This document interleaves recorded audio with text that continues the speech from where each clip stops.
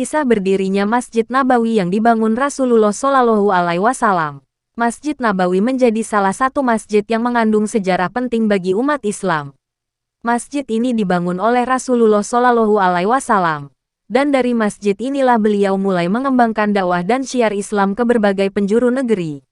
Masjid yang terletak di kota Madinah, Arab Saudi hingga kini menjadi tempat makam Nabi Muhammad Shallallahu Alaihi Wasallam dan para khalifah Islam awal. Masjid Nabawi juga menjadi pusat ibadah, kegiatan keagamaan di Madinah, dan sebagai salah satu destinasi yang biasa dikunjungi oleh umat Islam ketika menunaikan ibadah haji atau umrah. Dalam buku Keajaiban Masjid Nabawi karya Muhammad Irawan, diceritakan bahwa Masjid Nabawi merupakan masjid kedua yang dibangun oleh Rasulullah Shallallahu Alaihi Wasallam setelah Masjid Quba. Berikut sejarah didirikannya Masjid Nabawi beserta keutamaannya dari masjid yang lain. Sejarah awal dibangunnya Masjid Nabawi. Masih dalam sumber yang sama, Masjid Nabawi dibangun oleh Rasulullah Shallallahu Alaihi Wasallam sejak pertama beliau menginjakkan kota Madinah, tepatnya di tempat unta tunggangan Nabi Muhammad Shallallahu Alaihi Wasallam menghentikan perjalanannya. Sebelumnya, lokasi tersebut merupakan tempat penjemuran buah kurma milik dua anak yatim bersaudara yakni Sa'al dan Suhail bin Ammar yang kemudian dibeli oleh Rasulullah Shallallahu Alaihi Wasallam. Awalnya, masjid tersebut hanya berukuran sekitar 50 kali 50 meter dengan tinggi atap sekitar 3,5 meter. Rasulullah membangun dengan tangannya sendiri kemudian dibantu oleh para sahabat dan kaum muslimin lainnya.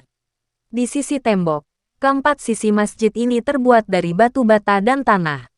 Sementara atap masjid terbuat dari daun kurma dan sebagian atapnya dibiarkan terbuka dengan tiang penopang yang terbuat dari batang pohon kurma. Selama 9 tahun, masjid ini digunakan tanpa penerangan di malam hari. Hanya saja, ketika waktu Isya dibuat sedikit penerangan dengan membakar jerami. Di bagian sebelah pada salah satu sisi masjid, dibangunlah kediaman Rasulullah Shallallahu Alaihi Wasallam. Kediaman Nabi berukuran tidak terlalu besar dan tidak lebih mewah dari keadaan masjidnya, hanya saja terbangun lebih tertutup. Kemudian di zaman pemerintahan Umar bin Khattab, dinding kamar ini diperbaiki dengan bangunan permanen. Ada pula bagian yang digunakan sebagai tempat tinggal para fakir miskin yang tidak memiliki rumah. Renovasi dan perluasan Masjid Nabawi. Setelah awal dibangunnya oleh Rasulullah Shallallahu Alaihi Wasallam, Masjid Nabawi sempat mengalami beberapa kali renovasi untuk memperluas masjid.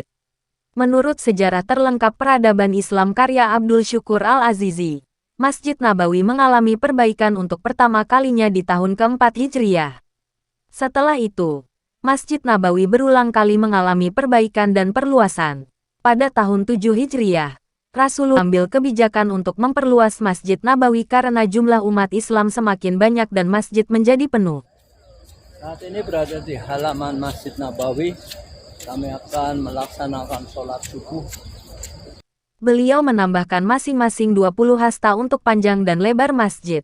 Renovasi yang menghasilkan perbaikan paling signifikan terjadi di tahun 1265 Hijriah pada masa pemerintahan Sultan Abdul Majid.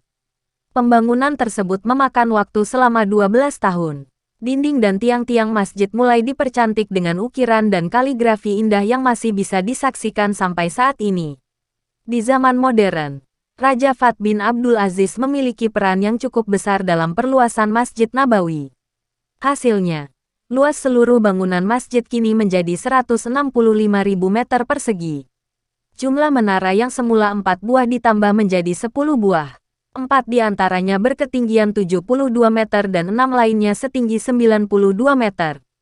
Jumlah pintu masjid juga ditambah menjadi 95 buah pintu. Kini, Masjid Nabawi semakin tampil megah dan dapat menampung sekitar 535.000 orang.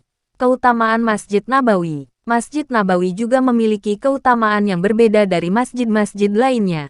Ahmad Hawasi dalam buku Mengais Berkah di Bumi, Sang Rasul menjelaskan bahwa melaksanakan ibadah sholat Masjid Nabawi ternyata memiliki pahala yang berkali-kali lipat dari masjid lainnya. Hal ini turut disebutkan dalam hadits dari Jabir radhiyallahu anhu, bahwa Rasulullah Shallallahu Alaihi Wasallam bersabda, "Satu kali sholat di masjidku ini, lebih besar pahalanya dari 1000 kali sholat di masjid yang lain, kecuali Masjidil Haram. Dan 1 kali sholat di Masjidil Haram, lebih utama dari 100.000 kali sholat di masjid lainnya. Hadis riwayat Ahmad. Selain itu, dalam buku Ensiklopedi Muslim karya Abu Bakar Al-Jazairi, juga dijelaskan bahwa Rasulullah Shallallahu Alaihi Wasallam memberikan keistimewaan khusus di Masjid Nabawi yang tidak dimiliki masjid lainnya, yaitu adanya raudah taman mulia. Hal ini sebagaimana sabda Rasulullah Shallallahu Alaihi Wasallam. Semoga umat Islam dapat berkesempatan untuk berkunjung ke Masjid Nabawi dan menunaikan ibadah dengan pahala yang berlipat ganda. Itulah sejarah Masjid Nabawi sebagai masjid kedua yang dibangun oleh Rasulullah. Artinya, di antara rumahku dengan mimbarku, terdapat salah satu raudah taman dari taman-taman surga. Assalamualaikum warahmatullahi wabarakatuh. Pagi ini kami masih berada di wilayah Masjid Nabawi Madinah, di mana kami telah melaksanakan sholat subuh berjamaah di Masjid Nabawi ini. Semoga kita dalam berkahan dan dalam kesehatan. Amin. Kami doakan kepada seluruh ikhwan, khususnya Jamiah.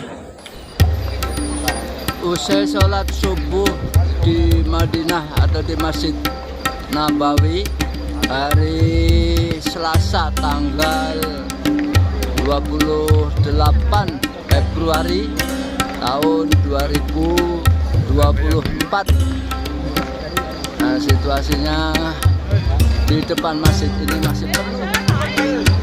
Usai sholat subuh di Masjid Nabawi